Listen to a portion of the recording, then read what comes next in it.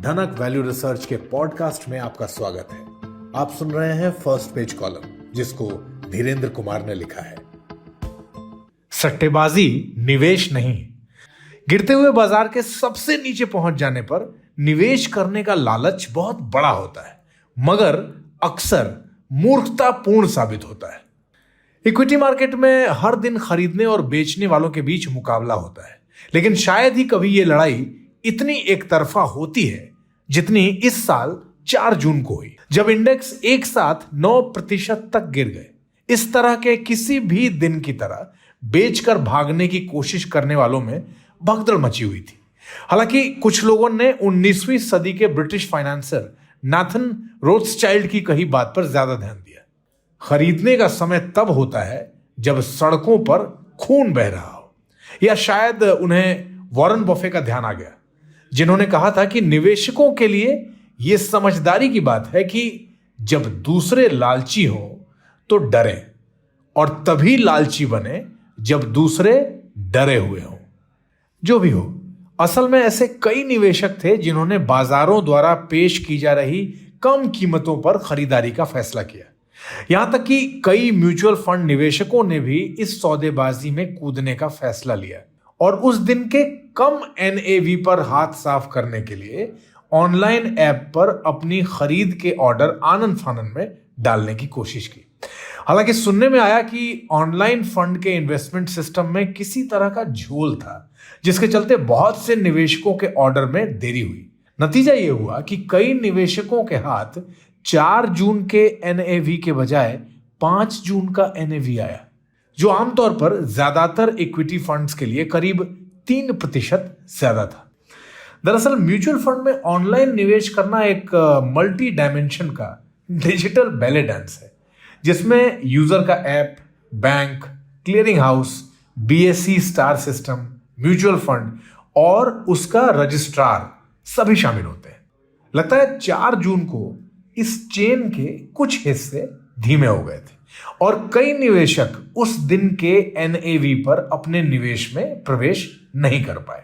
यह भी हो सकता है कि कुछ लोगों के साथ ऐसा हर रोज होता है, लेकिन गुस्सा तो ऐसे ही मौके पर आता है जब एक दिन भारी गिरावट का फायदा उठाना हो और उसके अगले ही दिन तेज रिकवरी हो जाने की उम्मीद हो। सिस्टम को तो और ज्यादा मजबूत बनाया ही जाना चाहिए, मगर मैं यह भी कहना चाहता हूं कि म्यूचुअल फंड इस तरह के तेज एक्शन वाली ट्रेडिंग के लिए बिल्कुल सही नहीं है। मुझे यकीन है कि हर म्यूचुअल फंड निवेशक जानता है कि बाजार टाइम करने, आगे क्या होगा इसका अंदाजा लगाने के बजाय लॉन्ग टर्म इन्वेस्टमेंट के लिए डिजाइन किए गए। व्यवस्थित तरीके से की गई खरीदारी और उतार चढ़ाव के दौरान खरीदो और रखे रहो की रणनीति ऐतिहासिक रूप से म्यूचुअल फंड निवेशकों के लिए ज्यादा समझदारी भरा नजरिया रहा है।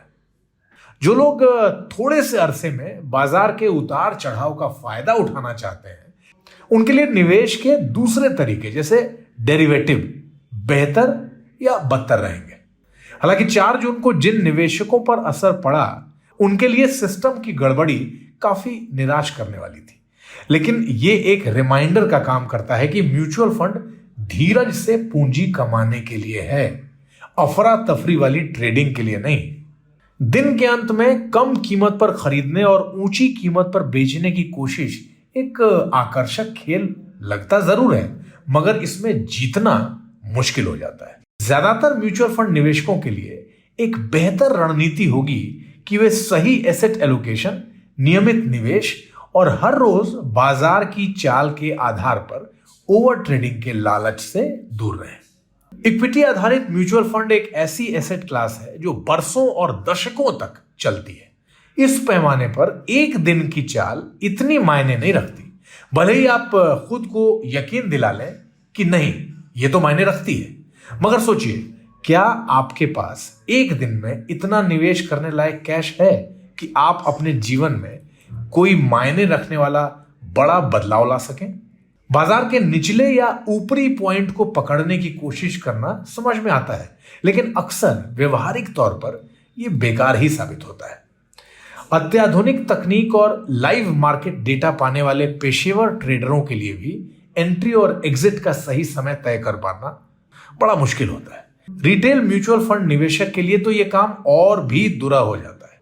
बेहतर तो यह होगा कि निवेश का एक अनुशासित प्लान बनाएं, अपने लक्ष्यों और जोखिम सहने की क्षमता के आधार पर अपना निवेश तय करें और बाजार में रोजाना होने वाले उतार चढ़ावों के शोर को अनसुना करें।